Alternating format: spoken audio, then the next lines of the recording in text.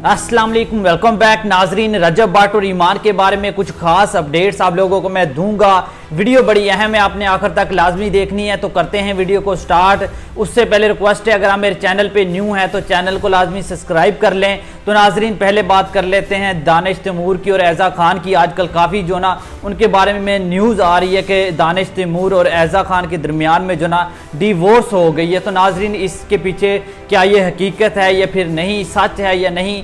वैसे तो नाजरीन कुछ लोग कहते हैं कि डिवोर्स हो गई है, लेकिन कुछ कहते हैं कि ये डिवोर्स नहीं हुई, झूठी खबरें हैं। लेकिन लोग फिर भी मानने के लिए तैयार नहीं हैं कि ये झूठी खबरें हैं, क्योंकि ऐज़ा खान ने जो ना अपने इंस्टाग्राम पर दानिश तैमूर की जितनी भी फ़ोटो थी वो डिलीट कर दी हैं। उसके अलावा भी बहुत कुछ किया है जिससे लोगों को लगता है कि इनके दरमियान में अलैदगी हो गई है। तो नाजरीन ये वीडियो देखें, ये वीडियो देखने के बाद आपको जो ना कन्फर्म हो जाएगा कि दानिश तैमूर और ऐज़ा खान के दरमियान में डिवोर्स हुई है या फिर नहीं। तो ये वीडियो देखें। दानिश से वो इतनी मोहब्बत करती थी, लेकिन फिर ऐसा क्या हुआ कि वो कपल जो दोनों एक दूसरे के साथ इतनी मोहब्बत करते थे, जिसकी मोहब्बत की मिसालें दी जाती थी, उनके बारे में ये सुनने को मिल रहा है कि दोनों एक दूसरे से अलग हो गए, इन दोनों के दरमियान तलाक हो गई है। आपको मैं एक बात बताना चाहता हूँ, आप सबको याद होगा रमज़ान ट्रांसमिशन चल रही थी जिसमें आयज़ा खान आई थी और आयज़ा खान के सामने दानिश तैमूर ने कहा था कि अल्लाह मुझे 4 बीवियाँ रखने की इजाज़त देता है, लेकिन मैं फ़िलहाल ये शादियां नहीं कर रहा क्योंकि मैं आयज़ा के साथ मोहब्बत करता हूँ, आयज़ा के साथ रहना चाहता हूँ। लेकिन फिर अवाम ने उस मोहब्बत करने वाले कपल के दरमियान ऐसी आग लगाई, इस बात को इतना बढ़ाया चढ़ाया कि हर जगह पर यही डिस्कस होता रहा कि आयज़ा के सामने, आयज़ा को अपने सामने बिठाकर ये जलील करना है कि वो उसको कहे कि मुझे अल्लाह इजाज़त देता है, लेकिन मैं फ़िलहाल नहीं कर रहा। आयज़ा खान के सोशल मीडिया अकाउंट्स पे इनबॉक्स में जा जाकर लोगों ने मैसेजेस किए कि दानिश तुम्हारे काबिल नहीं है, उसको छोड़ दो, वो तुम्हारी कदर नहीं करता, उसको पता नहीं है कि तुम क्या हो। बहुत सारे लोगों ने कमेंट्स किए, मैसेजेस किए और आयज़ा को खूब ये यकीन दिलाया कि तुम एक रॉन्ग नंबर के साथ, एक रॉन्ग बंदे के साथ अपनी ज़िंदगी गुजारी हो। और जाहिर है कि जब इस तरह की बातें एक खातून जो कि कामयाब खातून हो, जिसने अपनी ज़िंदगी में बेशुमार कामयाब ड्रामे किए हों, उसको यकीन दिला दिया गया हो कि ये बंदा तुम्हारे काबिल ही नहीं है, इसने तुम्हें नेशनल चैनल पर बैठकर तुम्हें जलील कर दिया है। इस तरह की बातें जब सुनने को मिली तो मुझे लगता है कि लड़ाई असल में वहाँ से शुरू हुई। दानिश तैमूर के इस बयान के बाद आयज़ा खान में कुछ अचानक से ऐसी तब्दीलियाँ देखने को मिली जो पहले कभी किसी ने नहीं देखी थी और ना ही कोई उम्मीद कर सकता था, क्योंकि आयज़ा खान हमेशा ये कहती थी कि मैं रिवीलिंग कपड़े नहीं पहनती, ना मैं स्लीवलेस पहनती हूँ, क्योंकि दानिश को पसंद नहीं है। और मेरी फ्रेंड्स पहनती हैं, मेरी बहनें पहनती हैं, मेरे रिश्तेदार पहनते हैं, लेकिन मैं नहीं पहनती, क्योंकि दानिश की जो पसंद है वो मेरी पसंद है। ये बयान दानिश तैमूर ने रमज़ान में दिया था कि मैं आयज़ा से मोहब्बत करता हूँ, फ़िलहाल मैं 4 शादियाँ नहीं करना चाहता, नहीं करूँगा। इसके बाद ईद पर ही आयज़ा खान के रिवीलिंग कपड़े, स्लीवलेस कपड़े लोगों को नज़र आने लग गए थे। लोग हैरान थे, लोगों को शायद लगता था कि इनकी कोई फिल्म आने वाली है, एक फिल्म इनकी आने वाली है, शायद उसकी वजह से वो ऐसे कपड़े पहन रही है कि उस फिल्म में शायद ऐसे कुछ सीन्स हो, ऐसी ड्रेसिंग हो कि लोग उस वक्त जो मुझ पर तनकीद करेंगे तो मैं पहले से ही पहनना शुरू कर दूं।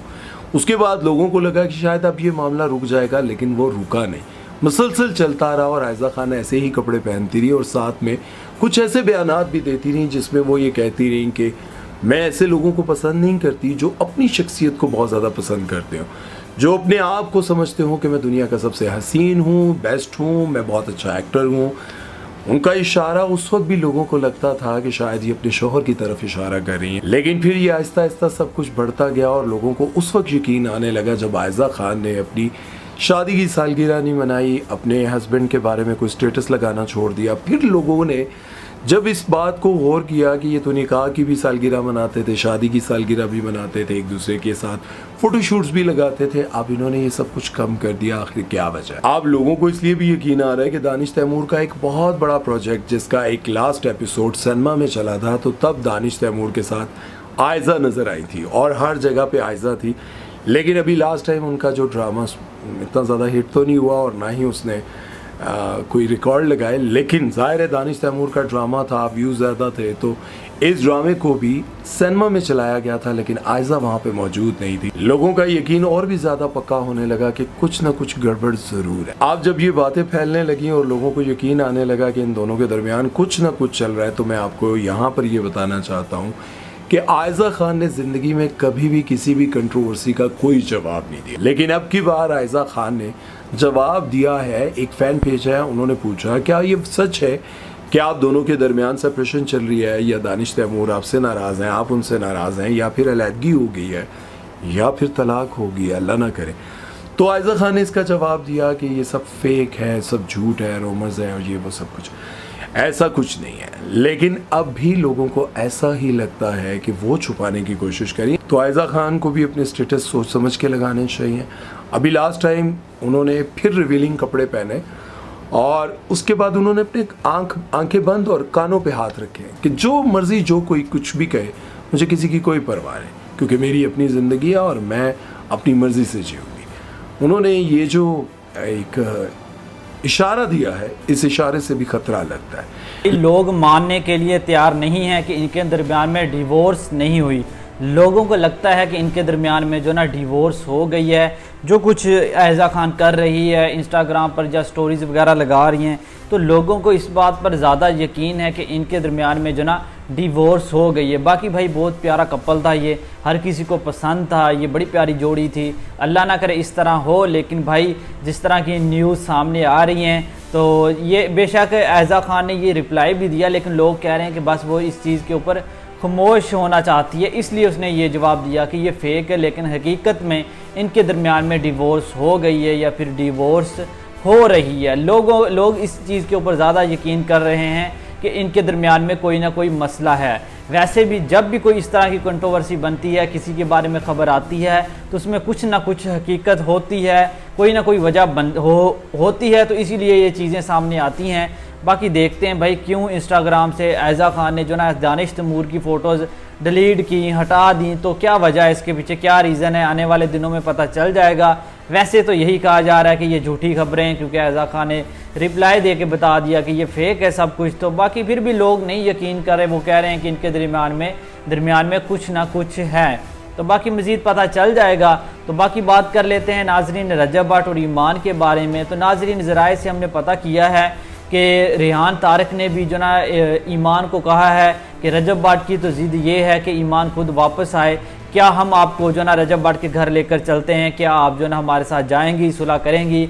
तो ईमान ने उसे रेहान तारक को भी जवाब दे दिया कि मैं इस तरह नहीं करूंगी, रजब भट्ट आए और मुझे जो ना लेकर जाए। इसी तरह नदीम नानी वाला जिसे कहते हैं, उसने भी यही बात ईमान को कही। तो ईमान ने कहा कि ना मैं आपके साथ जाऊंगी, ना ही मैं सुलह करूंगी, रजब भट्ट मेरे घर आए, वो मुझे लेकर जाए तो फिर मैं जाऊंगी, फिर मैं सुलह करूंगी, रजब भट्ट माफ़ी मांगे। तो भाई इन दोनों को ईमान ने जो ना मना कर दिया कि मैं खुद से रजब भट्ट के घर वापस नहीं जाऊंगी।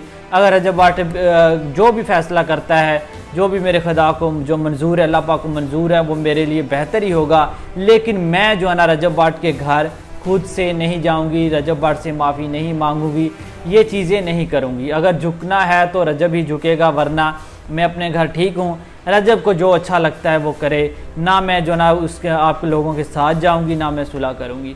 सुलह तब भी होगी जब रजब भट्ट अपने घर वालों के साथ आएगा, माफ़ी मांगेगा और मुझे इज़्ज़त से लेकर जाएगा, तब ये चीज़ें ठीक होंगी।